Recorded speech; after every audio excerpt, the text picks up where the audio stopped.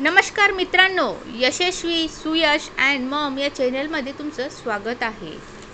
2.5 अक्षरे प्रेमाचे एक प्रेम कहाणी भाग 8 मध्ये आपण पाहणार आहे. हाय, अमयने प्राजक्ताकडे हात केला. तसं घाबरून ती एक क्षण दचकून मागे सरकली.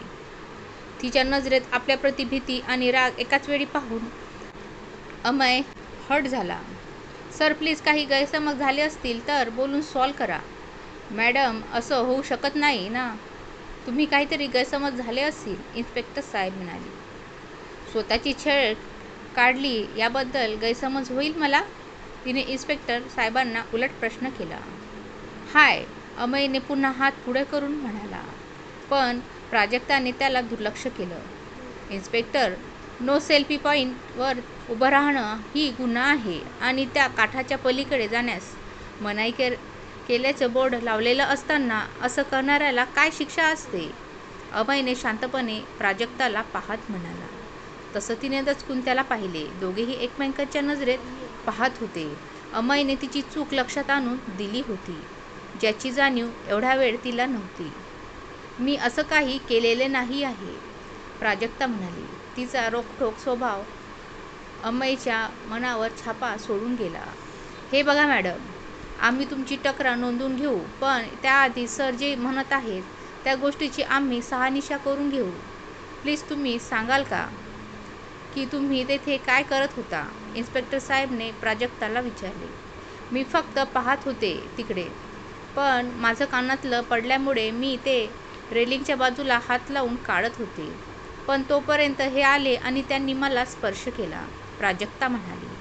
तेव्हा अमयचं लक्ष तिच्या कानातल्याकडे गेलं. एका कानामध्ये झुमका होता आणि दुसऱ्या कानामध्ये नव्हता. राहून राहून त्याची नजर तिच्या चेहऱ्याकडे रोडत होती. ती तिची आहे याची खात्री त्याला झाली होती. तीच आहे जी त्या रात्री त्याला भेटली होती. तिचा स्पर्श तो तेव्हा विसरला नव्हता आणि आज पुन्हा स्पर्श झाल्यावर ती तीच आहे त्याला जाणवलं होतं. पण 100% खात्री करण्यासाठी तो तिला साडी नीट देणार होता. पण त्याकरिता पोलीस स्टेशनमध्ये लवकरात लवकर बाहेर पडणं जरुरी होतं. त्याला सांगायचं होतं की तिच्याशी भेट झाल्यानंतर त्याला फार वाईट वाटत होतं की त्याच्यामुळे तिची साडी फाटली. मुळात अमयने वाईट नव्हता किंवा त्याला राग येत नव्हता. तिच्यासोबत त्या दिवशी अमयमुळे तो प्रकार घडला होता आणि त्याचं त्याला गिल्ट वाटत होतं. त्या प्रकारामुळे काय असतो हे त्याला फिल्म इंडस्ट्रीमध्ये माहिती होतं. म्हणून फक्त माफी मागायची होती की आपल्यामुळे अशा प्रसंगासमोर जावं लागलं. त्याला इथलं लवकरात लवकर आवरून त्याच्याशी बोलायचं होतं. मॅडम, तो पॉईंट खरंच धोकादायक आहे. तेथून खाली कोसळण्याच्या काही घटना घडलेल्या आहे. म्हणून सरकारतर्फे तेथे धोकादायक स्पॉट असं बोर्ड सुद्धा लावलेलं आहे आणि तुम्ही तेथे उभे होतात, त्यामुळे तुम्ही पडसाल या भीतीने सरांनी तुम्हाला कदाचित स्पर्श करून मागे ओढले असेल. असंही होऊ शकतं ना? इन्स्पेक्टर साहेबांनी तिला विचारले. तसं प्राजक्ता विचारात पडली. असंही होऊ शकते, कारण तिला तेव्हा प्रणयने दिलेले कानातलं सगळ्यात जास्त महत्त्वाचं वाटत होतं. तिच्या जीवापेक्षा तिची नजर खाली झुकली आणि ती विचारात करायला लागली. अमयही तिच्याकडे पाहत होता. तेव्हा काय जे घडलं ते त्याच्या डोळ्यासमोर होतं. ती जास्तच वाकत होती, त्यामुळे ती खाली पडेल असं त्याला वाटलं. म्हणून तो धावत जाऊन ती होती त्या अवस्थेमध्ये तिला मागे ओढले. पण तो स्पर्श करणं चुकीचं नव्हतं. तिला वाचवण्यासाठी स्पर्श केला होता त्याने. पण तिचा गैरसमज झाला.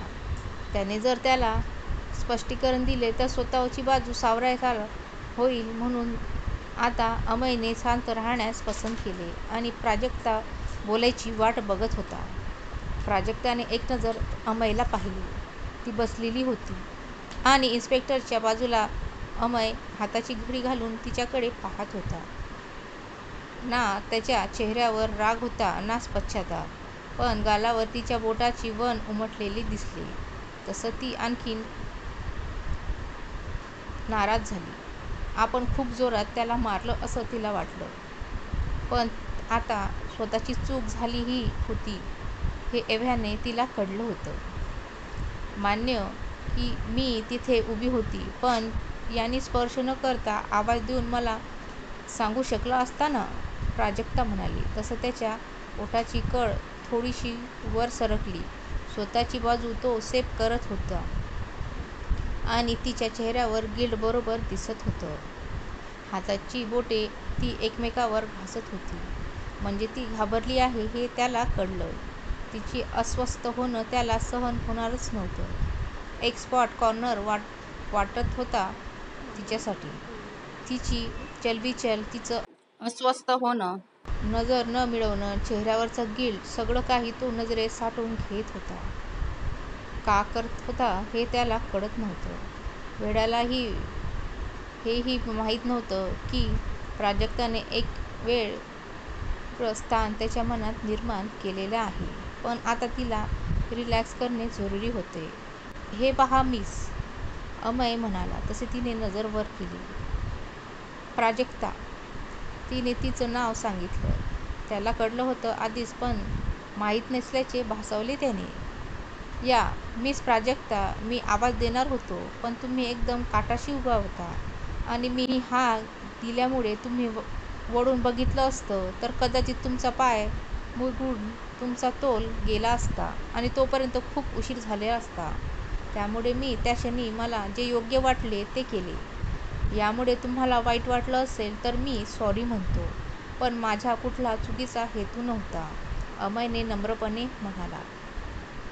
तसं तिला आणखीन गिल्ट वाटायला लागलं. तिची नजर पुन्हा खाली झुकली. डोळ्यात पाणी तरळत लागलं.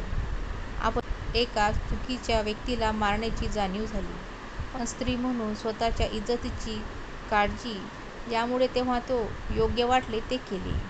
पण आता तिची चूक झाली होती आणि तिच्या आईवडिलांची शिकवण होती, आपली चूक झाली तर मोठ्या मनाने माफी मागून घ्यावी. भले समोरच्या आपल्याला माफ करो या ना करो, पण आपण माफी मागून घ्यायची असते. मॅडम, अशा घटना तेथे पुष्कळ झाल्या आहेत. पाय मुरगळल्याने तोल जाणे, दगडावर पडणे, त्या दरीमध्ये, अशा खूप घटना आधीच घडल्या होत्या. आणि रेलिंग, पावसाळा होऊन गेल्यामुळे रेलिंग गंजून जातात. त्यासुद्धा कधीकधी तुटतात. म्हणून अपघात होत राहतात. सरांनी तुम्हाला वाचवण्याच्या दृष्टीने स्पर्श केला असेल. हे बघा, असं असताना मी केस नाही करू शकत. तरीही तुमच्या खात्रीसाठी आपण एखाद्या मंदिराच्या आजूबाजूच्या सीसीटीव्हीज पाहू शकतो. त्यामुळे तुमचा विश्वास बसेल. पण एका निर्दोष व्यक्तीला शिक्षा देण्याआधी तुम्ही स्वतः खात्री केली तर बरं होईल, इन्स्पेक्टर साहेब सुद्धा म्हणाले. प्राजक्ता विचारात पडली. तिला अमयचं खूप नवल वाटत होतं. त्याची चूक नसताना त्याने मार खाल्ला आणि त्याबद्दल तिला एकदाही बोलला नाही, म्हणून तो वाईट मुलगा नाही यावर तिची खात्री झाली. प्राजक्ताने नजर वर केली आणि अमय समोर हात जोडून उभा राहिला. मला माफ करा. सगळं काही क्षणात घडलं, त्यामुळे मी तुम्हाला मारलं. माझ्या हातून चूक झाली. तुम्ही माझे प्राण वाचवतात, पण मला काही सुचलं नाही.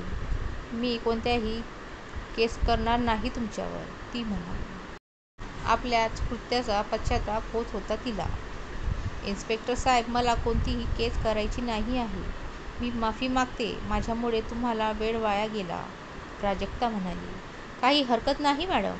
हे चांगल्या घरातले व्यक्ती आहेत. यांच्या हातांना असं काही होणार नाही याची मला खात्री होती. म्हणून मी तुम्हाला समजवण्याचा प्रयत्न केला.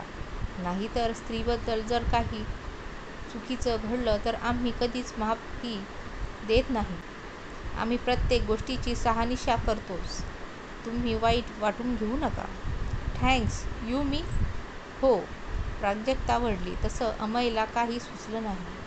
ती पुन्हा जात होती आणि एक अनामिक भीती वाटायला लागली. ती पोलीस स्टेशनच्या बाहेर आली तसं अचानक अमय धावत तिच्यासमोर येऊन उभा राहिला. प्राजक्ता, तो एकदम आल्याने दचकली आणि त्याच्या अंगावर आदळत राहिली. पण तोपर्यंत अमयच्या दोन्ही हातांनी तिला सावरले होते.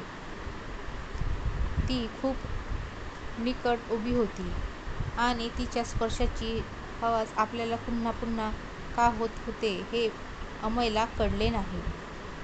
नुसतेच आलेल्या रोहितचे समोरील दृश्य पाहून डोळे बाहेर येतील की काय असं वाटले. बॉसने पोरगी पटवली असं काही तो पुटपुटला. अजूनही अमयला तिला पाहावत होता. आजूबाजूचे लोक त्यांना पाहत होते. अमय सुलतानेला कोणीही लवकर ओळखू शकत होते हे रोहितला माहीत होते, म्हणून तो पटकन त्याच्या जवळ आला. सर, रोहितच्या भेसूर आवाजाने अमयने चिडून त्याच्याकडे पाहिले. त्याने डोळे मोठे केले आणि ते हाताकडे बघ म्हटले. तसं त्याने पटकन प्राजक्ताच्या खांद्यावरचे हात बाजूला केले. प्राजक्ताने सुद्धा स्वतःला सावरून घेतले. जणू काही घडतच नाही असं ते वागत होते. सर हे, तो बॅग समोर करत म्हणाला. आता या क्षणी रोहितचा खून करावा की काय असं अमयला वाटत होतं. कारण त्या झोनमधून त्याला बाहेर पडायचं नव्हतं. पण ह्या डिस्टर्बन्समुळे त्याला पडावं लागलं. रोहितने साडीची बॅग दिली तेव्हा अमयला त्या दिवशी जे झाले त्याची माफी मागायचं आठवलं. आणि येणाऱ्या पुढील भागामध्ये काय होईल हे नक्की बघा आणि कमेंटमध्ये मला जरूर कळवा.